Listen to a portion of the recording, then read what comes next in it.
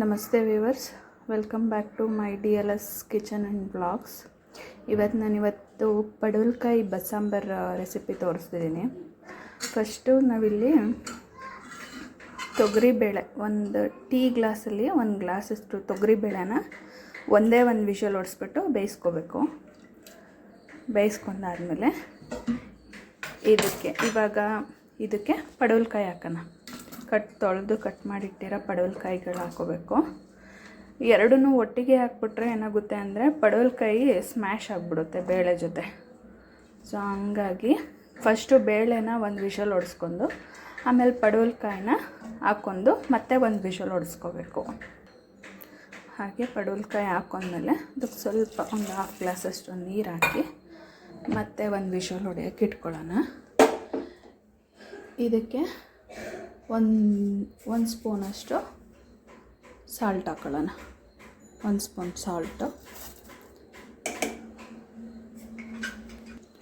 Salt ಹಾಕ್ಬಿಟ್ಟು lid close ಮಾಡಿ ಮತ್ತೆ ಒಂದು ವಿಷಲ್ ಹೊಡೆಸ್ಕೊಳ್ಳೋಣ. ಇವಾಗ ಅದು ವಿಷಲ್ ಹೊಡೆಯೋಕ್ಕಿಂತ ಮುಂಚೆ ಏನೇನು ಐಟಮ್ಸ್ ಬೇಕು ಅಂದರೆ ಇವಾಗ ಒಂದು ಅರ್ಧ ಹೋಳಷ್ಟು ತೆಂಗಿನಕಾಯಿ, ಸ್ವಲ್ಪ ಕೊತ್ತಂಬರಿ ಸೊಪ್ಪು, ಸ್ವಲ್ಪ ಇಷ್ಟು ಹುಣಸೆಹಣ್ಣು, 3 tomato medium size 3 tomato, 2 onion, ಒಂದು 4 ಎಸ್ಳು ಬೆಳ್ಳುಳ್ಳಿ ಅಷ್ಟೇ. ಇದಿಷ್ಟು ಹಾಕ್ಕೊಳ್ಳೋಣ. ಫಸ್ಟ್ ಮಿಕ್ಸಿ ಗ್ರೈಂಡಿಗೆ ಹಾಕ್ಕೊಳ್ಳೋಣ. ಇಷ್ಟು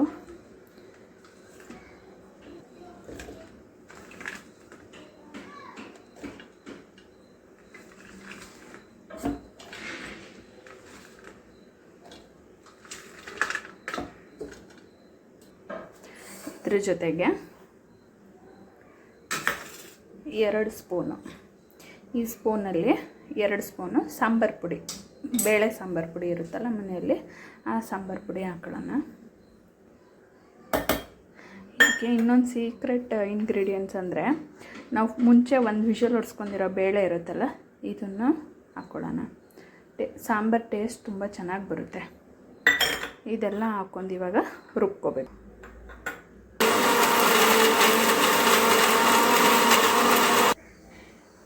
ಈ ಥರ ರುಬ್ಬಿಟ್ಕೋಬೇಕು.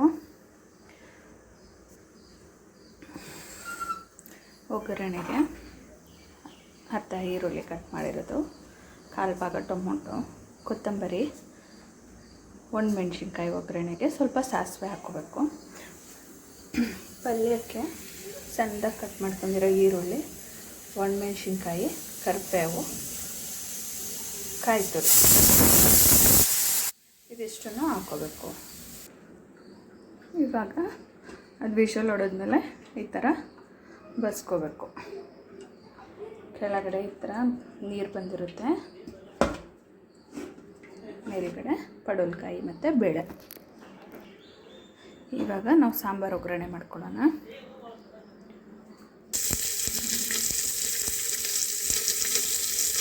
ಸಾಸಿವೆ, ಈರುಳ್ಳಿ, 1 ಮೆಣಸಿನ್ಕಾಯಿ ಒಗ್ಗರಣೆಗೆ ಹಾಕಿದ್ದೀನಿ.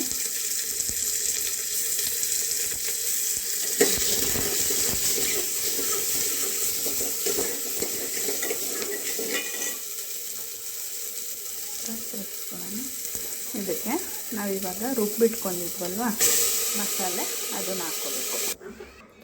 ಇವಾಗ ಮಸಾಲೆ ಈ ಥರ ತಿರ್ಕೊಳ್ಳೋಣ. ಇದಕ್ಕೆ ಬೇಳೆ ಮತ್ತು ಪಡವಲಕಾಯಿ ಬೇಯಿಸ್ಕೊಂಡಿದ್ವಲ್ಲ, ಆ ನೀರನ್ನು ಈಗ ಹಾಕ್ಬೇಕು ಇದಕ್ಕೆ.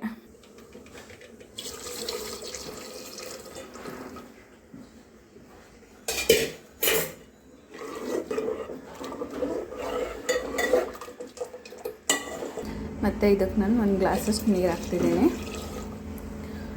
ನಿಮಗೆ ಎಷ್ಟು ಇದು ಬೇಕು, ತೆಳು ಬೇಕಾ ಗಟ್ಟಿ ಬೇಕಾ ಆ ಥರ ನೋಡಿಬಿಟ್ಟು 1 ಗ್ಲಾಸ್ ಇಲ್ಲ 2 ಗ್ಲಾಸ್ ನೀರು ಹಾಕ್ಕೊಳ್ಳಿ. ಗಟ್ಟಿ ಇತ್ತು ಅಂದ್ಬಿಟ್ಟು ನಾನು ಇನ್ನೊಂದು ಅರ್ಧ ಗ್ಲಾಸ್ ನೀರು ಹಾಕ್ತಿದ್ದೀನಿ. ಇದು ಒಂದು ಸ್ವಲ್ಪ ಬೆಂದಮೇಲೆ ಸಾಲ್ಟ್ ಎಲ್ಲ ಕರೆಕ್ಟ್ ಇದೆಯಾ ಅಂತ ನೋಡ್ಬಿಟ್ಟು ಬೇಕಂದರೆ ಸಾಲ್ಟ್ ಆ್ಯಡ್ ಮಾಡ್ಕೋಬೇಕು. ಇವಾಗ ಇದಕ್ಕೆ ಇನ್ನೊಂದು ಸ್ಪೂನ್ ಸಾಲ್ಟ್ ಹಾಕ್ತೀನಿ. ಆಗಲೇ 1 ಸ್ಪೂನ್ ಹಾಕಿದ್ದೆ ಅಲ್ವಾ, ಸ್ವಲ್ಪ ಸಪ್ಪೆ ಇದೆ, ಹಾಗಾಗಿ ಇನ್ನು ಸ್ವಲ್ಪ ಸಾಲ್ಟ್ ಹಾಕಿದ್ರೆ ಸರಿ ಆಗುತ್ತೆ. ಸ್ವಲ್ಪ ಮೇಲೆ ಕೊತ್ತಂಬರಿ ಸೊಪ್ಪು ಇಷ್ಟು ಹಾಕ್ಬಿಟ್ಟು ಬೇಯಿಸ್ಕೊಳ್ಳೋಣ. ನೋಡಿ ಈ ಥರ ಬೇಯಬೇಕು, ಈ ನೊರೆ ಎಲ್ಲ ಹೋಗ್ಬೇಕು, ಆವಾಗ ಚೆನ್ನಾಗಿ ಬೆಂದಿದೆ ಅಂತ ಸಾಂಬಾರು. ಇವಾಗ ಇದಕ್ಕೆ 2 ಸ್ಪೂನ್ ಆಯಿಲ್ ಹಾಕ್ಕೊಂಡಿದ್ದೀನಿ ಒಗ್ಗರಣೆ ಮಾಡ್ಕೊಳ್ಳೋಕ್ಕೆ ಪಲ್ಯನ. ಆಯಿಲು ಚೆನ್ನಾಗಿ ಕಾಯಿದ್ಮೇಲೆ ಅದಕ್ಕೆ 1 ಸ್ಪೂನಷ್ಟು ಸಾಸಿವೆ ಹಾಕ್ಕೊಳ್ಳೋಣ.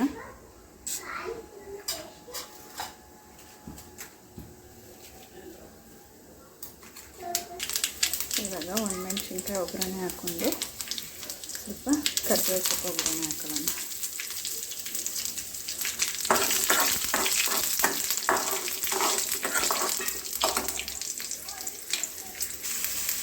ಇವಾಗ ಆನಿಯನ್ ಹಾಕ್ಕೊಬೇಕಾಗುತ್ತೆ, ಚೆನ್ನಾಗಿ ಫ್ರೈ ಮಾಡ್ಕೋಬೇಕು.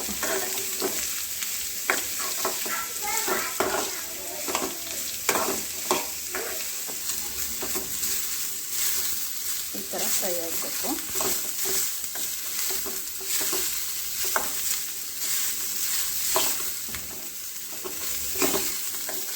ಗೋಲ್ಡನ್ ಕಲರ್ ಸ್ವಲ್ಪ ಲೈಟಾಗಿ ಈ ಥರ ಆದಮೇಲೆ ಇದಕ್ಕೆ ಬೇಯಿಸಿಟ್ಕೊಂಡಿರೋ ಪಡವಲಕಾಯಿಗೆ ಹಾಕಬೇಕು. ಈಗ ಅದ್ರ ಜೊತೆಗೆ ಹುರಿದಿಟ್ಕೊಂಡಿರೋ ಕಾಯಿ ತುರಿ ಹಾಕಬೇಕು. ಈ ಪಲ್ಯಕ್ಕೆ ಸ್ವಲ್ಪ ಆನಿಯನ್ನು ಮತ್ತು ಕಾಯಿ ತುರಿ ಎರಡು ಸ್ವಲ್ಪ ಜಾಸ್ತಿ ಹಾಕಿದಷ್ಟು ಟೇಸ್ಟ್ ತುಂಬ ಚೆನ್ನಾಗಿ ಬರುತ್ತೆ. ಇವಾಗ ನೀಟಾಗೆಲ್ಲ ಮಿಕ್ಸ್ ಮಾಡ್ಕೋಬೇಕು. ಈ ಥರ ಮಿಕ್ಸ್ ಮಾಡ್ಕೊಂಡ್ಮೇಲೆ 2 ನಿಮಿಷ ಹಂಗೆ ಬೇಯಿಸ್ಕೋಬೇಕು. ಸ್ವಲ್ಪ ತೇವಾಂಶ ಇರುತ್ತೆ, 1-2 ನಿಮಿಷ ಬೇಯಿಸ್ಕೊಂಡ್ರೆ ಆ ತೇವ ಎಲ್ಲ ಹೋಗಿ ನೀಟಾಗಿ ರೆಡಿ ಆಗುತ್ತೆ. ಇವಾಗ ಈ ಕಡೆ ಸಾಂಬಾರು ಬೇಯ್ತಿದೆ, ಮಧ್ಯ ಮಧ್ಯ ಹಿಂಗೆ ತಿರುಗಿಸ್ಕೊತಿರ್ಬೇಕು. ಇವಾಗ ಪಲ್ಯ ರೆಡಿಯಾಗಿದೆ, ಇದು ಆಫ್ ಮಾಡ್ಕೊಳ್ಳೋಣ. ಅದ್ರ ಜೊತೆ ಸಾಂಬಾರನ್ನು ಚೆನ್ನಾಗಾಗಿದೆ. ಈ ಸಾಂಬಾರು ಜೊತೆ ಮುದ್ದೆ ಮಾಡ್ಕೊಂಡು ತಿಂದರೆ ತುಂಬ ಚೆನ್ನಾಗಿರುತ್ತೆ. ನೋಡಿ, ಮುದ್ದೆ, ಬಸ್ಸಾರು, ಪಲ್ಯ. ಹೆಲ್ದಿಯಾಗಿ ಊಟ ಮಾಡಿ, ಹೆಲ್ದಿಯಾಗಿ ಅಡುಗೆ ಮಾಡ್ಕೊಳ್ಳಿ. Thank you for watching. Please like and subscribe. ಇವಾಗ ನಾನು ಬಸ್ಸಾರಿಗೆ ಮುದ್ದೆ ಮಾಡೋ ರೆಸಿಪಿ ತೋರಿಸ್ತಿದ್ದೀನಿ. ಮುದ್ದೆಗೆ ಇದರಲ್ಲಿ 3 ಗ್ಲಾಸ್ ನೀರು ತೊಗೋಬೇಕು. ಅದರಲ್ಲಿ 2.5 ಗ್ಲಾಸು ನೀರು ಬಿಸಿ ಮಾಡ್ಕೊಳ್ಳೋಕೆ ಇಟ್ಕೋಬೇಕು. ಇನ್ನು ಅರ್ಧ ಗ್ಲಾಸು ಈ ಬೌಲಿಗೆ ಹಾಕ್ಕೊಂಡಿದ್ದೀನಿ. ಈ ಬೌಲಿಗೆ ಸ್ವಲ್ಪ ಹಿಟ್ಟು ತೊಗೊಂಡು ಅದನ್ನು ಮಿಕ್ಸ್ ಮಾಡ್ಕೊಳ್ಳೋಣ. ನೀಟಾಗಿ ಮಿಕ್ಸ್ ಮಾಡ್ಕೋಬೇಕು. ಇವಾಗ ಈ ಥರ ಮಿಕ್ಸ್ ಮಾಡ್ಕೊಳ್ಳೋಣ. ಮಿಕ್ಸ್ ಮಾಡಿದ್ಮೇಲೆ ಇದು ಫುಲ್ಲು ನೀರು ಬಾಯ್ಲ್ ಆಗಬೇಕು. ಬಾಯ್ಲ್ ಆದಮೇಲೆ ಮಿಕ್ಸ್ ಮಾಡಿರೋದನ್ನ ನಾವು ಇದರಲ್ಲಿ ಹಾಕ್ಕೋಬೇಕು. ನೋಡಿ, ಹೀಗೆ ಈ ಥರ ಮಳ್ತಿರಬೇಕು. ಈ ಥರ ಮಳ್ತಿರುವಾಗ ನಾವು ನೀರಲ್ಲಿ ಮಿಕ್ಸ್ ಮಾಡ್ಕೊಂಡಿದ್ದೀವಲ್ಲ ಹಿಟ್ಟು, ಅದನ್ನು ಇದರಲ್ಲಿ ಉಯ್ಬೇಕು. ಇವಾಗ ಹಾಕ್ಕೊಳ್ಳೋಣ.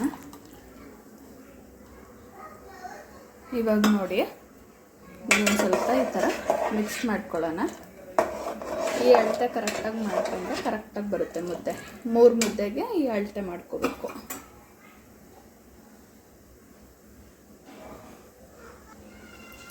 ಈಗ ನೋಡಿ, ಈ ಥರ ಉಪ್ಪು ಬರಬೇಕು.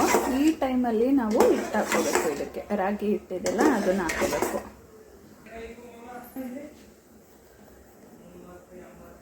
ಈ ಬಟ್ಲಲ್ಲಿ 1.5 ಕಪ್ಪು ಹಿಟ್ಟು ಹಾಕ್ಕೋಬೇಕು.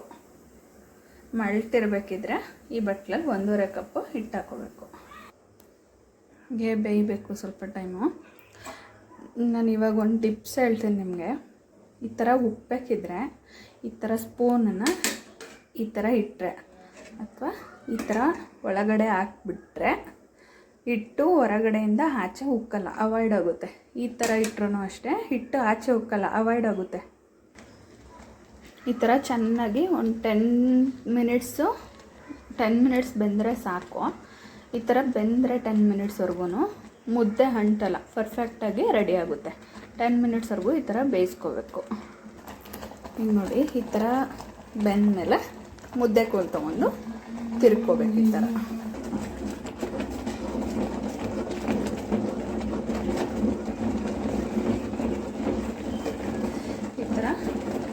ತಿರ್ಕೋಬೇಕು, 1 ಗಂಟೆ ಆಗದೆ ಇರೋ ಥರ. ಸ್ವಲ್ಪ ಈ ಟೈಮಲ್ಲಿ ತೆಳು ಅನಿಸಿದರೆ ಒಂದು ಸ್ವಲ್ಪ ಹಿಟ್ಟು ಬೇಕಂದರೆ ಹಾಕೋಬೋದು. ಆದರೆ ಇಲ್ಲಿ ಪರ್ಫೆಕ್ಟಾಗಿ ಬಂದಿದೆ, ಹಿಟ್ಟೆಲ್ಲ ಸೇರಿಸೋ ಅವಶ್ಯಕತೆ ಇಲ್ಲ.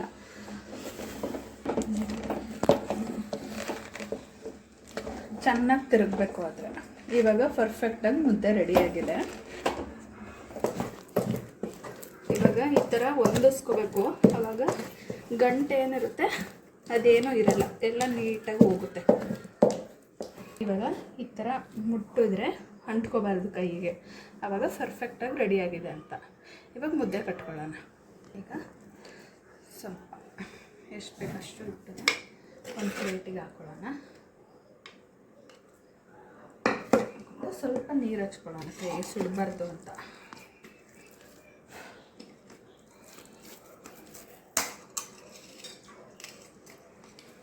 ನೀರು ಹಚ್ಕೊತಾ ಮುದ್ದೆ ಇದು ಮಾಡ್ಕೋಬೇಕು. ಈ ಟೈಮಲ್ಲಿ ಈ ಥರ ಕಟ್ಕೊಳ್ಳೋವಾಗ ಎಲ್ಲಾದರೂ ಒಂದು ಸಣ್ಣ ಪುಟ್ಟ ಗಂಟು ಆ ಥರ ಏನಾದರೂ ಸಿಕ್ಕಿದ್ರೆ ತೆಗೆದ್ಬಿಡಿ.